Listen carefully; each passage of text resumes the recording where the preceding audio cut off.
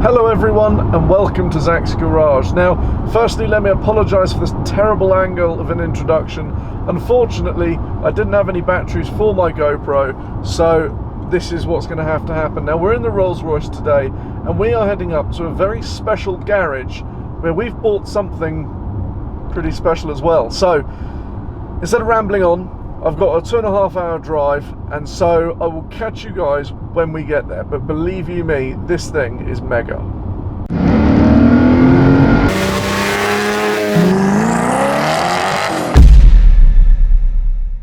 Until 6 a.m. I can't remember the last time I was up till 6 a.m. working hard.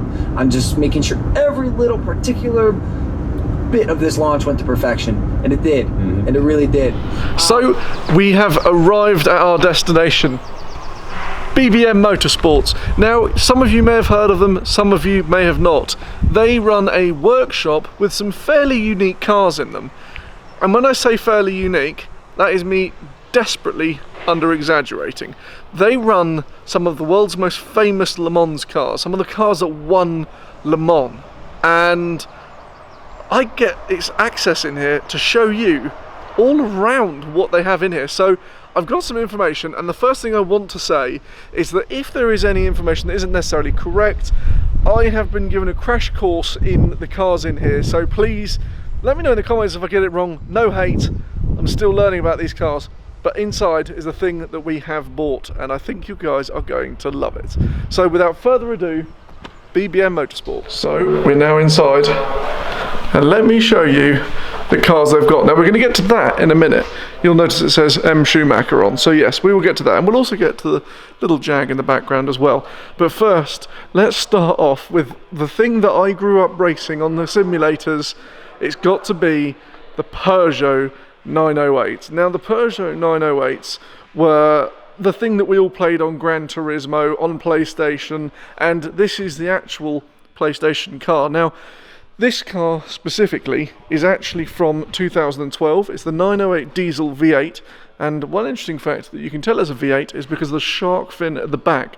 The V12, which is actually, with missing its front just there, that is the V12, you can tell because it doesn't have the shark fin. So this one specifically, if we come around the side, this car has won 30 races, well, 28 races out of 30. Now the problem was that the only ones they didn't win was Le Mans. Now Le Mans, obviously Audi won, but this car, I think we can all agree, we all grew up racing these on simulators, and it's probably, well, for me especially, it's probably the most famous car, Le Mans car, that's so recognisable. Now these were actually diesel. They had the V8 diesels in to promote the fact that Peugeot had their new diesel cars. Now obviously today that may not be as appropriate because obviously the thing that petrol is now hybrid, so something that is a little bit different there. But these cars are actually still run, they still race, and they are now classed as the classic. You still be able to use them in the Masters category, so that's pretty exciting there. Unbelievable styling. I just can't get over the look of this car. So then the car that I think we all recognise has to be the Mercedes C11, the car that was featured by Michael Schumacher driving, and this is in fact chassis 001. This is the car that was a test development car. So this was the car that had all the aero tests done, engine tuning to make the car perfect and to make it the car that would be so famous in history. I was being told an interesting fact about the aero and things like that, in the fact that when they were testing it, they could adjust it and they'd get constant lap times within less than a second every time they adjusted it, so they could fine tune it. Obviously it features the famous twin turbo V8, funnily enough a similar layout to the Koenigsegg. Obviously, I mean, I think the only comparison is the fact that it has the twin turbos and it's a V8. I think that's about where it ends there, but we're very fortunate enough to be able to see all of the, if you want to call it an interior, all very stripped out. I always thought these were a paddle shift, but they're not, obviously, because it's a manual box, so it must be an absolute handful to drive this. Now, I believe, I'm not 100% sure if Schumacher actually drove this car specifically, because this was their test car, but, I mean, it just feels, this thing puts off an energy that is so famous, just unbelievable. If you guys haven't seen this thing race, please do search YouTube after you've watched this. Please search YouTube to watch the C11s go around any circuit and you will be absolutely mind boggled. Now before we get a bit further down here, I think we should go have a look at this. So here it is then, the car that is probably one of the most famous Jaguar race cars ever. It's the 1987 chassis 388 Jaguar XJR12, the car that won Daytona, featuring the V12 6.5 litre engine, producing around 650 brake horsepower. Now, the brake horsepower probably doesn't seem like a lot considering that a lot of supercars have that nowadays, but the way this thing puts it out will be absolutely mental. One thing I've always recognised is the fact that it's got the wheel covers. Obviously, it's all very experimental aerodynamic stuff here.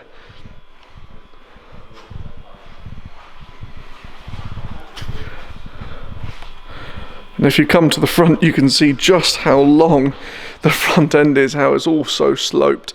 I mean, I've seen this car race, and this is just something that I never thought I'd see so up close. As mentioned, this is the car that won Daytona. It's probably, if you're going to have a Jaguar race car, this is the one.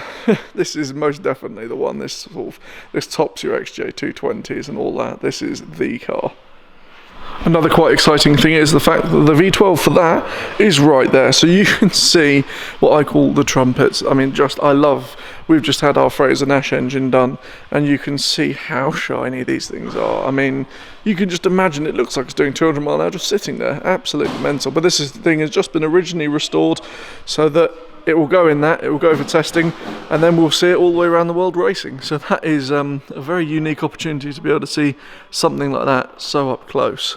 So this is another bit of a 908 V12. Obviously it's missing the front end, but you can see the whole setup here and the carbon work on it. This is obviously just a wrap to cover the carbon body, but I've never understood why they couldn't just keep it all carbon, because it does look sensational.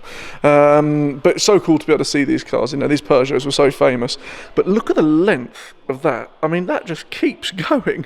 You've got a V8 there, but the V12s are just, I can't decide what I love the look of more, the V8 or the V12. But let's go over to that, which has got the whole back end of it exposed.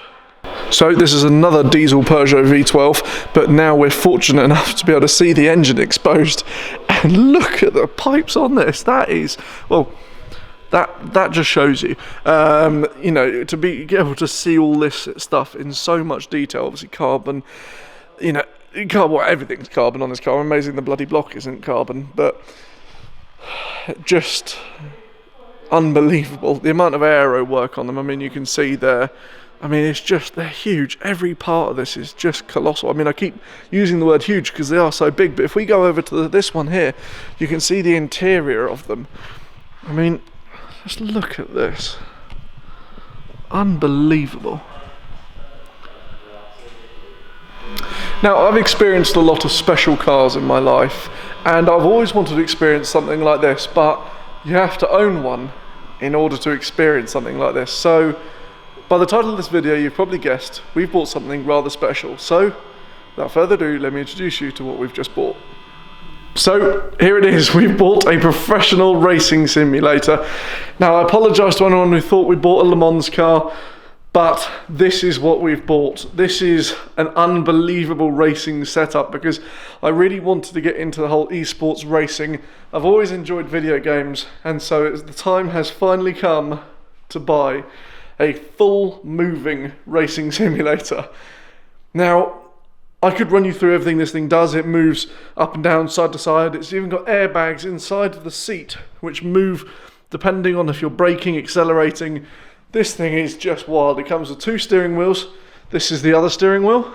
So you can see there, pretty wild, Formula 1 style. And then you've got the Grand Touring style as well. Full PC setup, 3 screens, virtual reality. So with the new Oculus S, so I cannot wait to use this. But without further ado, let's get this thing started so I can show you what it can do.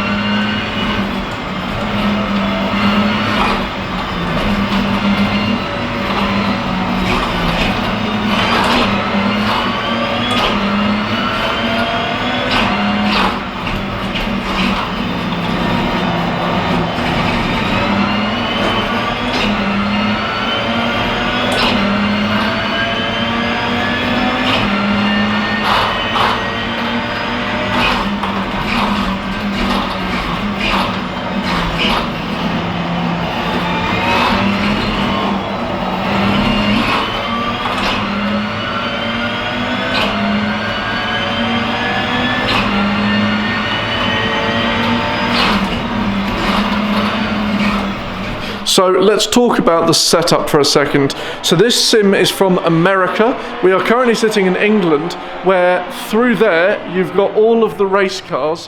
So these guys had a couple for sale, they're now all sold. Luckily we got in there and were able to buy one. But, so what is on this simulator? Now we haven't gone for the joystick, we've got the sequential box, the 2 steering wheels, the full racing box, surround sound, 3 screens.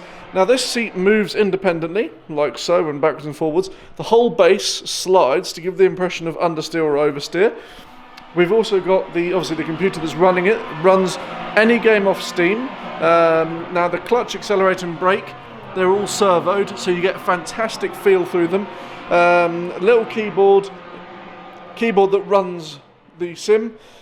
And we've gone, potentially, we're undecided as of yet, for the Oculus Rift S, which gives virtual reality. Now, I did virtual reality on this. It is incredibly immersive, but somehow I do slightly prefer this. It feels a little bit more social when you've got some friends around. You've got a little holder there for either the keyboard or if you want a drink. I think it'll probably spill over, but this is what we've done. So what I'm hoping to be able to do in the near future is, well, be able to compete in some potential E-Series.